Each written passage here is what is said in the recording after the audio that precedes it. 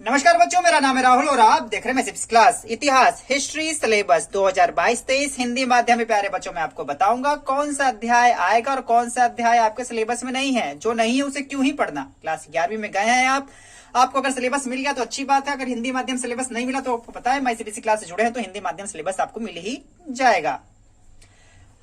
ठीक है। इससे पहले मैं राजनीति विज्ञान का प्यारे बच्चों पहले अपलोड कर चुका हूँ राजनीति विज्ञान। ठीक है।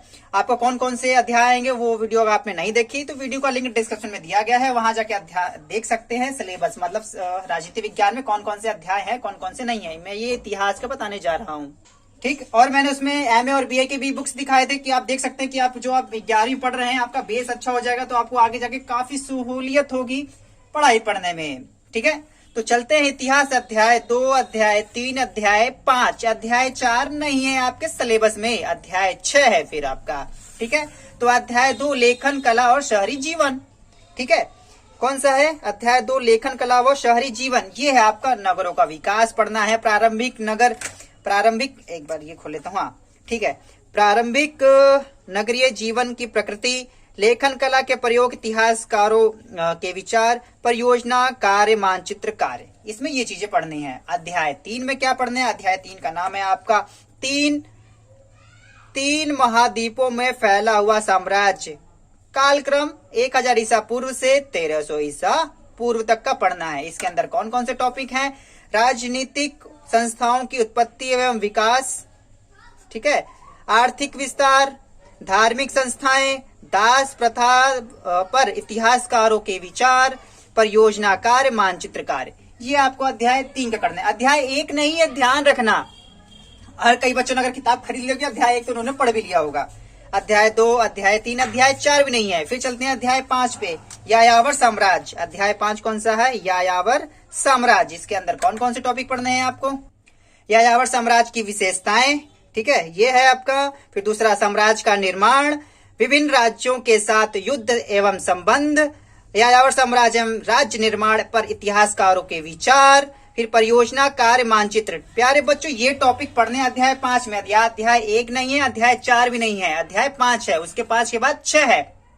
अध्याय 6 का नाम है आपका 3 वर्ग, कालक्रम 3, लगभग 1300 ईसा पूर्व से 1700 ईसा पूर्व तक, पश्चिमी यूरोप 13वीं से 16वीं शताब्दी। बहुत इंपॉर्टेंट है प्यारे बच्चों। मैंने आपको पॉलिटिकल साइंस में जब करा राजनीति विज्ञान बता रहा था, बहुत इंपॉर्टेंट चीजें हैं। ठीक है, यहाँ ध्यान रखना। देखो ये वाला कहाँ से था? 100 से 1300 ईसा पूर्व से, और ये 1300 से 1700 ईसा पूर्व है। हाँ, लेकिन टॉपिक थोड़ा सा अलग होगा, लेकिन कहीं ना कहीं सिमिलरिटी आपको दिखने के लिए मिल जाएगी अध्याय 6 और अध्याय 3 से। अध्याय 6 में क्या है? सामंती साम्राज्य एवं अर्थव्यवस्था, ठीक है, राज्यों का निर्माण, ठीक है, चर्च एवं समाज, सामंत के पतन एवं इतिहासकारों के विचार और मानचित्र। और याद रखना, अब आप 11वीं में आ चुके हो तो राज्य का मतलब वो आपके 28 राज्य नहीं होंगे यहाँ पे। ठीक है, राज्य का मतलब देश से संबंधित हो जाएगा आपका। वैसे स्कूल में आपको पढ़ाएंगे तो सर बताएंगे जो ये राज्य होते हैं, हमने 10वीं तक पढ़ाओ कितने राज्य होते हैं भैया? 28 होते हैं। केंद्र शासित बता देते हैं हम आसानी से। ठीक है, लेकिन जब आप आर्ट्स ले लेंगे, उसमें जब इतिहास पढ़ेंगे और राजनीति विज्ञान पढ़ेंगे, वहां राज्य का मतलब आपका एक देश से हो जाता है।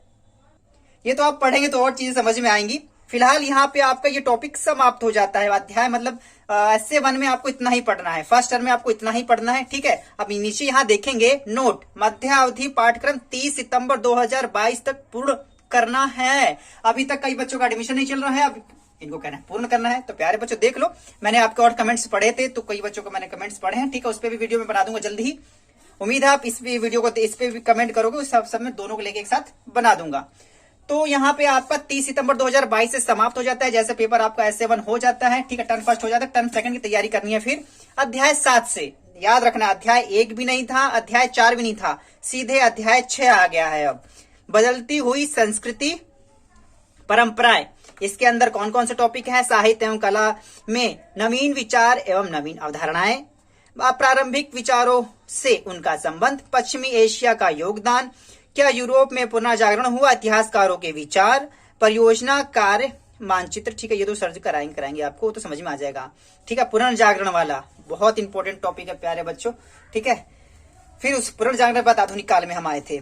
तो अध्याय 8 नहीं है, अध्याय 9 नहीं है, फिर अध्याय 10 पे आगे है मूल निवासियों का विस्थापन, मूल निवासियों का विस्थापन। उत्तरी अमेरिका और ऑस्ट्रेलिया 18वीं सदी से 20वीं सदी तक। उत्तरी अमेरिका और ऑस्ट्रेलिया में यूरोपीय उपनिवेशवाद, श्वेत आबादकार सेटलर समाज का निर्माण, मूल निवासियों का विस्थापन एवं शोषण, यूरोपीय बस्तियों का मूल निवासियों पर प्रभाव, इतिहासकारों के विचार और मानचित्र इसमें पढ़ने हैं आपको। टॉपिक हम 11 पे आते हैं, अध्याय 11, ठीक है, आधुनिकीकरण के रास्ते। ये भी मोस्ट इंपोर्टेंट है, ठीक है। पुनर्जागरण के बाद हम आधुनिक काल में ही आए थे, थोड़ा सा मिलता जुलता। देखो 19वीं सदी से स्टार्ट ही हुआ था। फोकस पूर्वी एशिया 19वीं सदी के अंत तक, ठीक है। 20वीं सदी जापान सैन्यीकरण और में आर्थिक विकास, चीन और कम्युनिस्ट विकल्प। देखो जो अब तो मैं टॉपिक में ये सिलेबस बता रहा हूँ, क्या ही बताऊं। जो लोग कहते हैं चीन हमसे आगे के चला गया, चीन हमसे आगे चला गया, ध्यान दोगे वहां पे एक ही पार्टी होती है, कम्युनिस्ट पार्टी। अरे चाहे हारो चाहे जीतो, आज क्या टाइम है, बैंकों क्या उन्होंने टैंक खड़े कर रखे हैं। क्या यहाँ पे भारत में हो सकता है? यहाँ पे नहीं होगा। तो अगले सीजन में हम सरकार गिरा देंगे, सरकार दूसरी बना लेंगे। तो चीन हमसे आगे इसी वजह से क्या है, क्योंकि वहां पे एक ही सिंगल पार्टी है और उसका लक्ष्य 30 से 40 साल को देखते हुए बनाते हैं प्लान। यहाँ 5 साल की पंचवर्षीय योजना टाइप का नहीं चलता, ठीक है। लेकिन फिर भी भारत ने आज हिसाब से देखोगे काफी शीर्ष स्तर पर भी है आज भी। तो अध्याय 11 हो गया। नोट, विषयों के महत्व ध्यान में रखते हुए जापान, चीन और कोरिया सभी को स्कूल में पढ़ाया जाना चाहिए। बिल्कुल, जापान के बारे में भैया इसी के ऊपर तो परमाणु बम फोड़ दिए, हिरोशिमा और नागासाकी, बेचारे के दम दोनों हाथ पैर तो तोड़ ही दिए थे। फिर चीन के बारे में पढ़ाना है। चीन यहाँ पे कम्युनिस्ट पार्टी है और आज ये अमेरिका तक को टक्कर दे रहा है। किसी टाइम पे इतनी पावर नहीं थी, लेकिन आज अमेरिका तक को टक्कर दे रहा है। कोरिया, अब कोरिया, दोनों कोरिया पढ़ रहे हैं, उत्तर कोरिया और दक्षिण कोरिया। एक किम जोंग उन के बारे में पढ़ना है, उस तोंदले के बारे में, मोटे के बारे में पढ़ना है एक, और एक तो बीटीएस के बारे में पढ़ना है। बीटीएस वहीं से है क्या? क्या आपको लगता है बीटीएस साउथ कोरिया से है? मुझे लगता है नहीं, उनकी शक्ल थोड़ी बहुत मिलती है यार। कमाल है यार। अब फिर दोबारा सिलेबस में फिर लाइट चली गई, ठीक है। अब लाइट का वेट करेंगे, फिर आगे बनाते हैं, ठीक है। चलो लाइट आ गई।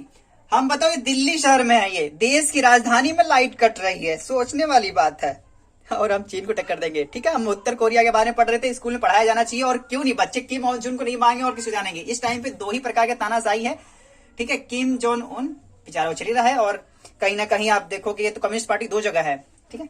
तो चलो ये चीजें जब मैं तो अभी आपको बस सिलेबस बता रहा हूँ, डिटेल जब आपको पाठ सर जब कराएंगे स्कूल में तो वो भी समझाएंगे। नोट, संपूर्ण पाठ्यक्रम 31 जनवरी 2023 तक पूर्ण हो जाना चाहिए। वार्षिक परीक्षा में संपूर्ण पाठ्यक्रम से प्रश्न पूछे जाएंगे। याद रखना, जब आपका फाइनल पेपर होगा तो जो आपने टर्म फर्स्ट में पढ़ा था वो भी देने पड़ेंगे, मतलब 1, 2, 3, 4 जो चैप्टर आप पहले पढ़ चुके उसका भी, और जो टर्म 2 में 3 ही चैप्टर पढ़ने। वाह, लेकिन तीनों दासू आए, मन लगा के पढ़िएगा। उम्मीद है आपको सिलेबस मैंने हिंदी माध्यम बताया होगा, बहुत कुछ चीजें समझ में आई होंगी। हाँ, कुछ बच्चों कमेंट से कि अभी तक उनका एडमिशन नहीं हुआ तो करे क्या। तो प्यारे बच्चों, ये आपने आंख में धूल झोंकने वाली बात है कि हमारा एडमिशन हुआ नहीं है तो हम पढ़े ही क्यों।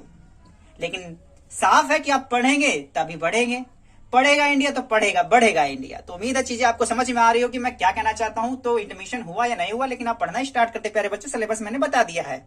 और जैसे मुझे मौका मिलता है मैं आपके लिए और भी वीडियो बनाता रहूंगा, ठीक है। मैं CBSE क्लास की इस वीडियो को देखने के लिए धन्यवाद। तब तक के लिए जय हिंद, जय भारत।